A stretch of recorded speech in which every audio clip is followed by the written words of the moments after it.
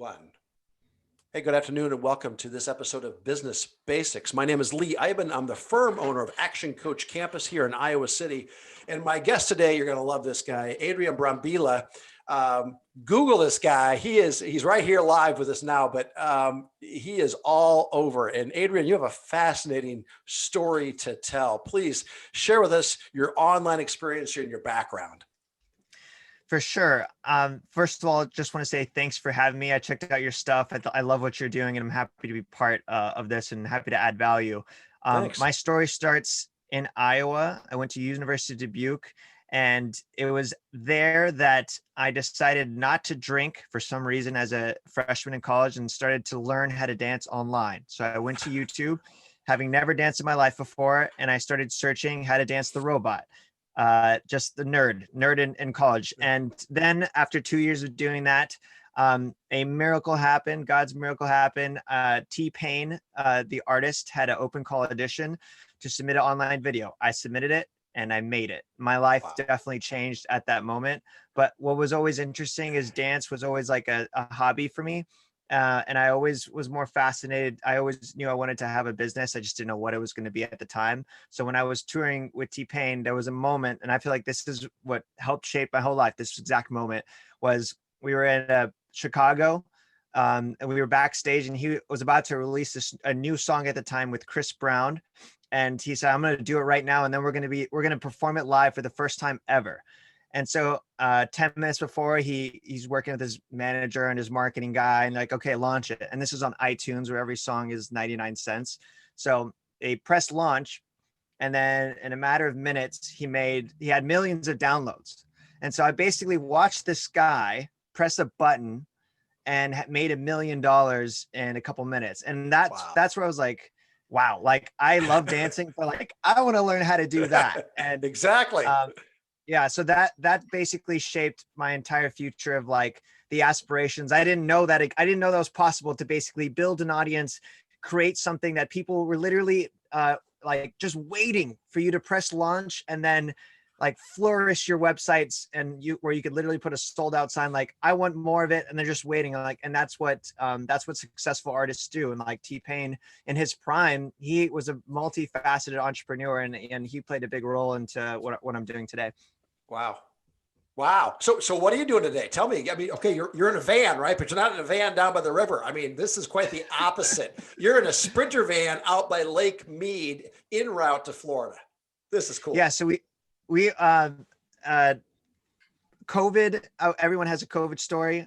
My wife and I, we lived in Europe last year, and this year we're going to go backpacking in Asia. We were halfway there in Hawaii, and COVID hit.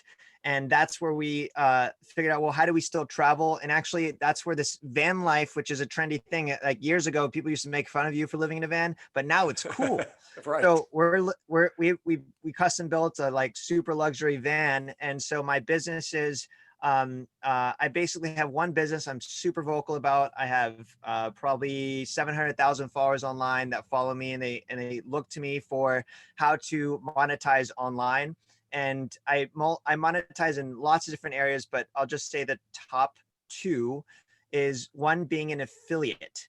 An affiliate is basically the new version of a commission-based saleswoman or salesman. The only difference is instead of knocking on doors or calling people, I'm running ads and promoting a product like the headphones you're wearing. And I'm saying, hey, you should check out these headphones. They're really cool. They're noise canceling. Click here. And then when that click happens and they purchase, whoever that user is via my ad, I make a commission. And so the math is very tight because you're spending money, you're trying to collect a lead, and then you're promoting an offer. So at the beginning, it's usually not profitable, but here's what's changed the game for me is I've been doing this now full time for 5 years. And in that first transaction, I changed my mindset from trying to make a profit right away to saying, okay, if I spend $3 in an ad and I capture a lead, I just want that offer, whatever I'm promoting, to just pay me the $3 back. So I basically get an email for free. And so I've been running that equation for years, where now I have hundreds of thousands of emails. So now when I have a new affiliate offer, I can send an email to already qualified leads I've brought to my business, and boom, money comes in. I just had a record month because of Black Friday, Cyber Monday. And I had a profit of probably not finalized, but between $100 and $105,000 in a month. This is just from this income stream. And the second income is now I've been doing this, and I've been creating content, and I don't know if I would say I'm a top influencer in the internet marketing space by any means, but I've gathered a decent sized audience, and now I'm trying to teach people how to do it online. And so that's my second biggest revenue stream, is creating courses that help people who just aspire to either get better at marketing, better at running ads, or someone who has a 9 to 5 and like, hey, how do you create a side hustle? How do you create a little mini business that I could just do, whether it's selling candles on Etsy or trying to do what I do in a smaller way. That's my stuff online. And then the other, oh, sorry, go ahead. No, I was just saying, my mind is blowing up here, Adrian. This is excellent stuff. As a business coach, I talk to people all the time about acquisition cost to get new customers, to get new clients.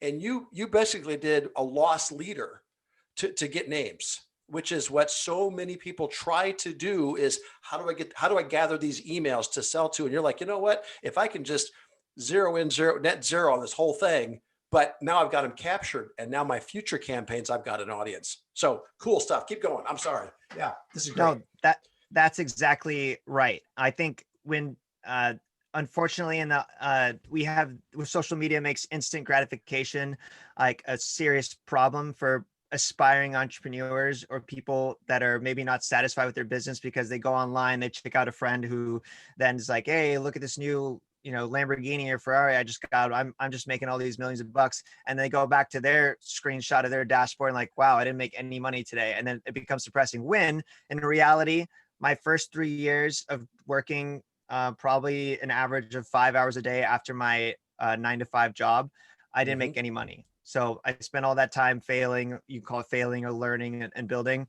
Right. So instant gratification is a real thing, but it's all I'm putting on my head here, because it's all mental. Really, yes. There's the internet. The only thing that makes the internet very different from a 9 to 5 is the ability to scale. So on a 9 to 5, if you're the best saleswoman or salesman at your business, you can only be on the phone for so long. Your time is limited, and the amount of people you can talk to, like I can talk to you and I'm in the moment having a conversation, but I can't talk to 10 people at the same time. When, as we're speaking, I have ads that are being shown to hundreds of thousands of people potentially. And so that's the ability the internet offers at scale. So the process to test the testing that is involved, the acquisition, all that math, extremely difficult to figure out. But once you have an inkling of data that's success, for every dollar that you spend, you at least make that back or a little more, you can scale it. And that's what makes the internet so cool. And scale specifically means I have the right offer to the right person. And now I just need to reach more of those people, which means you're going to pay Facebook or pay Google or pay LinkedIn to reach out. And it's not as simple as saying, okay, well, if I'm making $1 for every dollar I spend, I'll just spend 10,000. So it doesn't work like that, unfortunately. But you slowly scale and build up, and you're increasing your budget, and you have to continue to test. But that process is, I think, the most powerful thing about either having an online business or utilizing the internet for your business. And it works for every industry, I think. It does. Tell me more about your education components that you're now offering. Are you seeing growth in that market? Oh my gosh, 100%. And I feel like this is a very privileged thing to say. COVID has, I know, disrupted a lot of families. I have friends who have lost jobs, but for my businesses, they are through the roof, especially the coaching side. Yes. So my last 30 days of coaching, I sold 50 grand worth of courses. The profit on that was probably around 38,000. And it is not normally like that, but it has been growing drastically this year. But right when COVID hit, if I don't know if my math's gonna be 100% accurate, I can follow up with, I'm happy to be transparent and show my real screenshots and stuff. But I believe January I sold $5,000 worth of courses. I think February was around the same. And then when March hit, it instantly went to like 15K, and it's been at 15K, 10 to 15K. And then Black Friday, Cyber Monday was an explosion. I don't think it's going to be like that this month, but I would imagine if things are the way they are at the time of this recording, where people are still inside, and and maybe their business, especially if their business was interrupted or disrupted, that January is now New Year's resolution. It's like, okay, this is going to be the year of the side hustle. I think it's going to grow more. So that educational side, learning online. One other, besides my courses on my website, if you're looking to start a side hustle, these are usually two places I recommend because it costs nothing. And I always think that everyone is good at something as long as you are comfortable talking to a mic or being in front of a camera. There's two platforms where I can see the surge in growth in people just learning online, which is Udemy and Skillshare. Okay. These are two marketplace platforms where you know how to kick a soccer ball, you know how to draw, you know how to dress really well and give business attire clothes. You know how to, maybe you're an HR and now everyone has to get comfortable with doing interviews via Zoom. Well, I've never done that before. Maybe I would get a course if I had to do that. So that's where you can actually create a micro class, upload it to these platforms. It's free for you to do, and you can make money through that. And so like even my mini classes on these are 2x and 3x in revenue. And that's just another sign to me. That's not just my courses. It's anyone that's teaching online is probably getting a benefit of just this COVID world that we're in. This is crazy, Adrian. I mean, I used to think the only way you can make money online was pouring shampoo on people's heads at the beach, like Who Man. You know what I'm saying? I mean, it's like, which is funny to watch, but you've got a real business model here that other people can emulate, and they can still have a quote unquote day job, right? But they can also do an affiliate program. So talk a little bit more about how you got started in that and the types of products that you like to affiliate with. How it started. So after T-Pain, my touring days were very briefly was abrupted very quickly, unexpectedly. And as is the industry of the professional entertainment industry, you're living high, cloud nine, and the next day it's like, hey guys, all the dancers are cut. So that's what happened. I went back to UD, and that's when I built my first online business, which was teaching people how to dance. But after like I said, it took 3 years to make money. And then I finally had $1,000 month after 3 years. And I did the silliest thing. Actually, it's silly now, but this is probably funny. People get so passionate, which I was, about dance. And I was like, I'm going to just create content on YouTube, and I'm going to post and I'm going to post. And I created over 300 videos today on my YouTube channel. But for those first 2 years and 11 months, I actually didn't have a product to sell. I just was creating content. I was building followers, but I was not making any money. Like change from YouTube ads or YouTube AdSense. And then a subscriber was like, hey, Adrian, like we love these little tutorials, but could you make like more like in-depth one? I would even pay for it. And so that's when I created a product, which is like, oh my gosh, how could you have a business without even creating a product in the first place? You know, that's how blindly passionate I was. So I created it. That's when I had my $1,000 a month. But then I started as like, oh, that's what I do. I create the videos and I say, hey, if you want to learn more, then I have this $25 downloadable tutorial. But then the audience that I was building at maybe 2015, I was had like 60,000 followers. They're all dancers and they loved my tutorials, watched everything. And so now they were like, Adrian, like, I want to know, dude, that snapback that you're wearing, like, that's so cool. Where'd you get that? And I would tell them. And then they would say, dude, the headphones you listen to, we're like, what are those? And I would tell them. And they say, hey, where do you get your music? I would tell them. But I didn't realize, like, oh my gosh, actually I could tell these people what they're asking for me, and I can actually get paid. The company would pay me to refer them. So I was doing it for free because just out of good customer service. But then I learned that there's this thing called affiliate marketing, where now on Amazon, if someone says, hey, what's the headphones you get? And I say, it's these. Amazon has an affiliate program. Again, all affiliate programs are actually free to sign up typically. And so I sign up for Amazon. I send them the really expensive headphones that may cost $200, $300, but I make 5 to 10% commission on that. So now I was doing the same recommendations then. And then I was starting to see another revenue stream, which I always thought until maybe 3 years ago that was a great side micro revenue stream, which is like, okay, you have your main product, maybe you have some consulting or coaching work, and then you have affiliate marketing, which is always this nice little thing.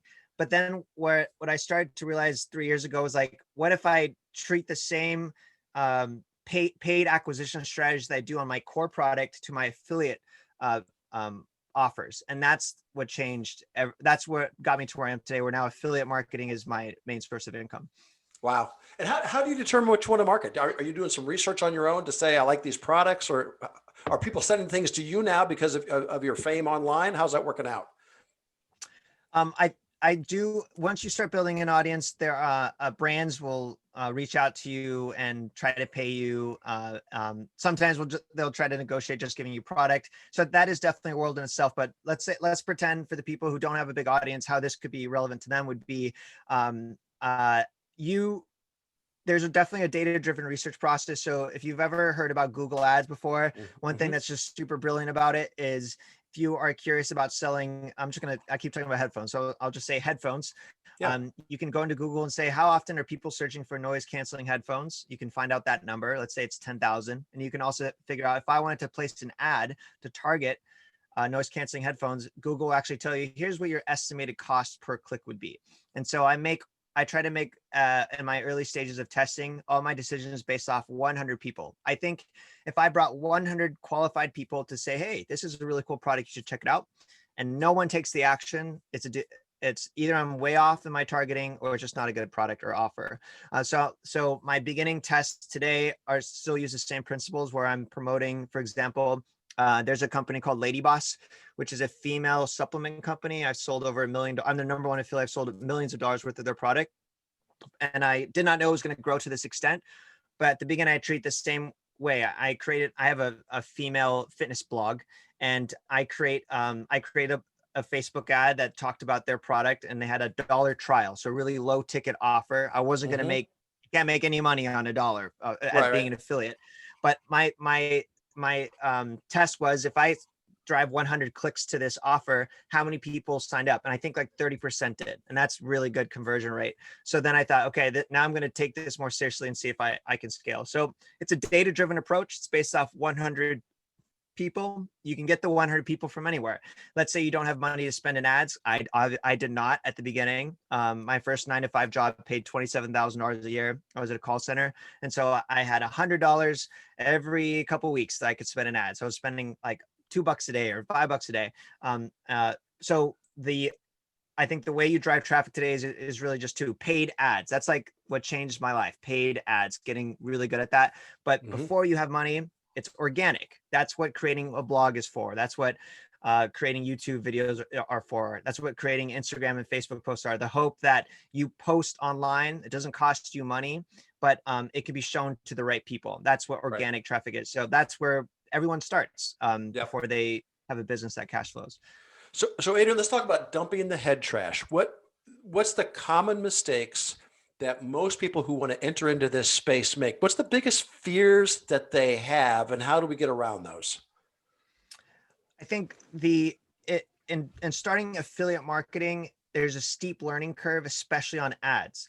A lot of people have the job title of marketing in their position, but have never actually logged into the back end of Facebook. We're all used to going on Facebook as a user, but it's a totally different ballgame as a business person. So I think the learning curve to put yourself, no matter how much experience you have, 30 years of experience, you're going to definitely be humbled, as I am continuously, when Google changes everything, when Facebook changes everything. So it's a very volatile way, a business model, because you have to always stay on your toes. There's a learning curve. I mentioned immediate gratification. People maybe see one of my TikTok posts and they see how much revenue I make, because I'm very transparent about it. And then they launch their first campaign and they make nothing. In fact, they lose the $100 that they spent. And so they give up. But it really, testing is what you have to do. And I think probably the biggest mistake people make is they get very romantic about their idea. Yes. So, I do fly fishing. I'm going to be an affiliate for fly fishing products. I love fly fishing. So then they create their website, they create blog posts, and they're like, oh, this is like a really high-end fly fishing rod, and then the baits, and then they launch everything, and then it ends up not working out. So I'm very unromantic about what I test. But if you're really romantic about it, it doesn't work out, then you're going to feel very defeated. When what you should do instead is maybe not go so niche and create maybe an outdoor brand blog, and then fly fishing is one of the niches that you're testing. And yes, of course, it'd be great if it works out, but if it doesn't, be prepared to do an A/B test and test something different, like camping. And you're testing a camping versus fly fishing. So because the one thing we can't control is the market, and you can't control, obviously, with a small budget, like blasting out to everyone. So you're taking like a very micro targeted risk, and you have to let the data drive what happens next versus like just blindly follow a pursuit of a passion that you have. But I think passions are great places to start, but they may not be, the breadwinner that you hope it to be. And it really is a complete 180 flip from how most people who sell think, because you're talking about trend marketing as opposed to passion. What I know marketing, if I have a retail store, like I sell clothes, all right, sweaters and things, that's what I know, right? And I'm hoping that when I go to a show, I'll pick up the sweaters that people in my locale will want to purchase. But you're looking at more like going on to Google, see what's selling and offering those trends. And that's a completely different way to think. Yeah. Yeah, I would agree. I think that there's so much data that we now have at our fingertips from internet marketing. Of course, there's a learning curve to get the data, but like one free tool that I feel like I'm on all the time is google.com/trends. Google Trends, it's like the coolest thing in the world because you can literally plug in any product, any niche, any search, and you can see if it's trending or not. So like you could put in cryptocurrency, and you'll see how a couple years ago, it was the most popular search on the internet. And then of course, cryptocurrency was dying. And so everyone's like, it's a fad. And now it's like on the rise again. And so like all the search traffic comes in. So like, how do you monetize off that? Well, cryptocurrency is way too risky. I don't do anything in that for my taste, but there's people who are now quote unquote cryptocurrency experts, and they have courses. So you could be an affiliate for their course. And all you're doing is saying, now the demand is back, and I'm playing matchmaker to match some of those searches. And we're just talking about search engine. The same thing applies on Facebook, but I think Google and trends and search data is just one of the most black and white ways to say, I have an idea. Let's see if anyone else is actually searching to buy it right now. And Google will actually tell you yes, no. And in fact, yes, yeah, there's actually a lot of people searching for this. It's pretty cool. Right. And now, so tell me more about your classes now, because you've got online training available. So if someone wants to enter into this space, they really have no clue how to begin. Are you offering multiple classes over a time frame, or access to content you've already created? How does that work? I have multiple courses. I feel like I'm, out of my audience and my history of creating content online, I'm most known for affiliate marketing, but I actually recommend people not to take that if they're brand new. I have a course that's basically a jack of all trades course. It talks about 10 different side hustles online, and they're all from my experiences. So if you ever search, I'm going to regret saying this. If you ever search on Google how to make money online, be careful. It's a dark world. There's some bad people. Right. They're going to take advantage of you.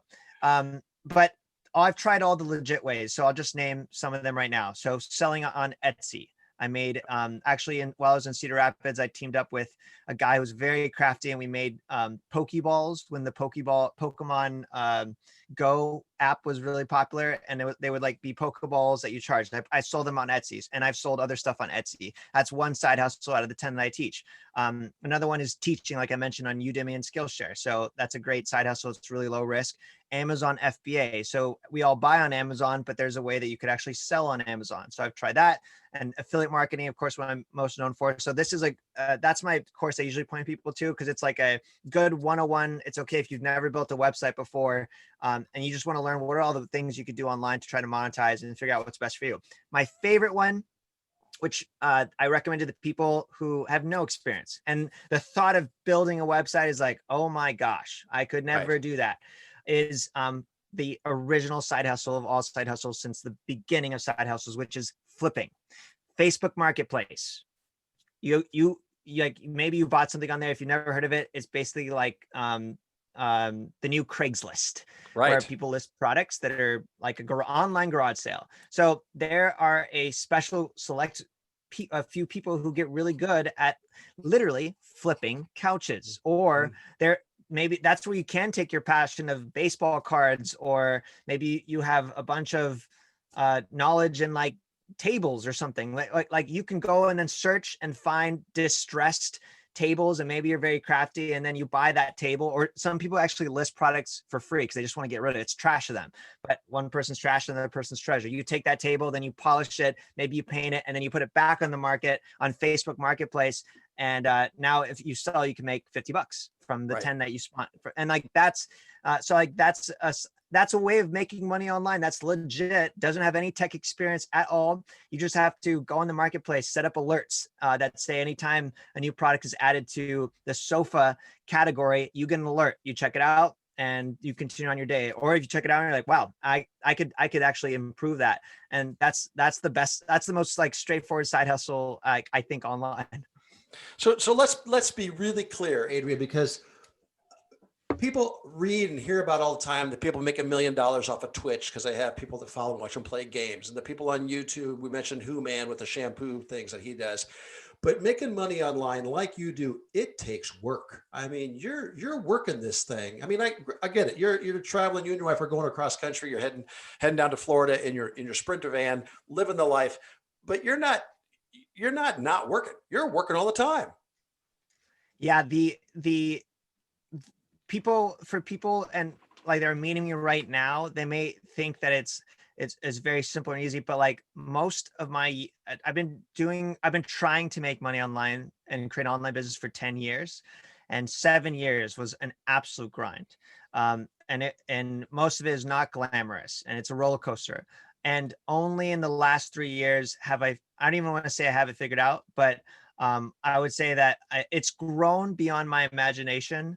And now I'm starting to see the benefits of what people mean by having an automated aspects of their business, which the internet can do. For example, I retired my dad last year, and he manages, because I'm an affiliate for over 250 companies, and some of the companies don't want to pay. Some of them are late. Some of them, they want to learn what I'm doing. And so all that, basically waking up to hundreds of emails a day, he's managing and taking care of that. So that's one way that now that just saved me hours each day. I've been able to, I have a blogger who's now creating all my content. I have someone that helps me with my ads. So I'm seeing the benefits of just cash flow, and now I'm just investing that back into the business. And then to the point where some of my ads, I don't need to touch them every day or every week or look at them. Now I just look at them maybe once a month because I've been running in that industry for so long. So some of those I've been able to see the benefit of, but I'm not just going to sit on the beach and just, check my phone. I feel like my purpose now is to teach. And so that's what I spend probably, I don't know if I want to say this out loud, TikTok. So I'm creating a ton of content on TikTok. I get probably 2 million views a week, and it's growing rapidly. I have over almost 500,000 followers. I think I spend 2 hours a day creating TikTok content. That's pretty sad, isn't it? Wow. I mean, because that's a 15-second video. You're at it for 2 hours, right? Yes. But you've touched on it too. For any of us to be successful, we need to have a team to help us out. And you've got to that tipping point now to where you can afford to hire other people to help offload some of that workload that you have, so that you can spend more time being creative and doing the things that you're really passionate about. Yeah, absolutely. So like I don't know if I could speak through experience on that because it still feels so new. And honestly, if you were to ask me, like, everything I'm doing right now, is it going to continue to grow? Will it be the same a year from now? I can't say that confidently. I very much appreciate and am grateful for the scale that's happened, but I know that this industry is how the income is coming and at the levels, it's very volatile. And so I don't know if it's going to be around a year or not. So what I'm doing is I'm saving as much as I can, and I'm trying to invest that or trying to diversify because it is extremely risky. It's amazing, but I cannot predict the future, and no one should, to tell you that this is the best thing you should do and it's going to be around forever, because I don't think it is. Right. So easy question to answer, but folks who have their own small business and have never really entered into this online space, they probably should. They should probably look into it, right? Oh my gosh, 100%. And there when you start to get into the marketing world, you get introduced to all this like alphabet soup of key performance indicators of KPIs. You have Right. CPCs, CPM, click-through rate, CTRs. It's very confusing for someone who's never known. Here's the number that there's just one metric that you need to understand. It's CPA, which is cost per acquisition. Or you could cost. How much does it cost for you to run a marketing campaign, including the cost of maybe if you hire someone to bring a customer in? And how much is that customer worth? Right. And that's the only number that you care about. Everything else is like, yes, and the lifetime value of that customer. Because maybe you spent $1,000 immediately, the customers with 500, so you may look at it as a $500 loss, but the customer lifetime value could be $2,000 over the next year. So actually, that's a very successful campaign, in my opinion. So that's the only number. How much did you spend? Did you bring in the customer? And does the math work out long term? And that is the only number that you need to measure your marketing with. And if people are like, well, what should my first budget should be? I always think of like, well, unless you're like a coffee shop and you're selling like a latte, if you're like business to business, you're like, hey, a customer could be or like a roofing job for like a house. Let's say that's worth like $5,000, $10,000. And it's like, well, that's your budget. Like try to spend 10 grand and bring one customer that pays for it. And now you're in it to test. But like it's such a low risk. It's to try to just get one customer that cash flows and then continue to get better. And I'll sell you on the dream right now. It's waking up, seeing your email and like, oh my God, I have 10 different customers. I have 100 customers that are purchased overnight or like want to work with me. I'm booked out for the next year. That's the dream. It can happen, but you have to get started. And it's definitely worth the energy. And don't be afraid to make mistakes. I mean, we're all going to make them. And like you said, you are continually learning as Google changes, Facebook changes the rules. You're continually learning, but you're not stopping.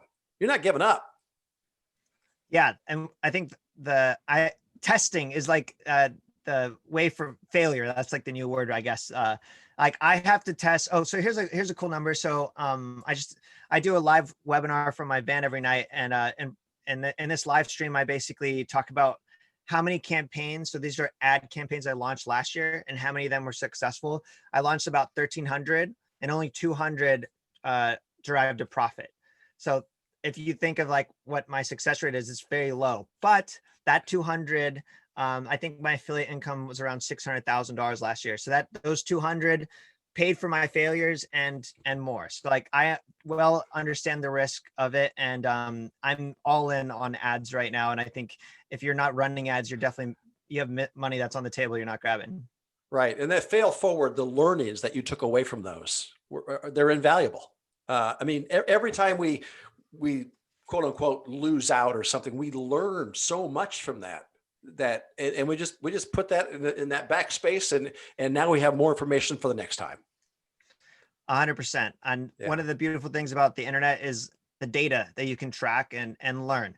It's not just taking a shot in the dark and then seeing what sticks. You can actually learn about the demographics, about who resonated with the message. Oh, excuse me. Oops, sorry about that. That's all right. I'll just repeat that last part. Yeah. So one of the most beautiful things about the internet is that you can track it all. So it's not just shooting in the dark. It's putting your message out there, seeing who engages with it, the demographics, where they clicked on your website and tuned in. So all this amazing data, it's so transparent. So it's really not just guessing. No, it's great. It test and measure. That is the core of what we all do is test and measure because we want to know what works and what doesn't work and get to what's working faster. So Adrian, I have kept you past your time. I apologize, but I could talk to you for hours, but we'll wrap this up, but don't go away. Hang on just a second. My guest today, Adrian Brambila, making money online, showing other people how to do it. You can learn from Adrian too. Adrian, thank you so much. Thank you so much for having me. It was a blast, and I look forward to keeping in touch on all the amazing work that you do. Oh, thanks, Adrian. All right, hang on. Don't go away.